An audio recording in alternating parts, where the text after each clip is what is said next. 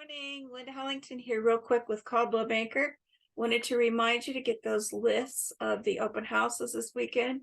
We have several, and sellers need to get out, see what your competition is in your neighborhood. Buyers, get out there and see what's available to you. Have a look. You can get a list from your realtors. If not, I'll leave information. I'll be happy to send you one.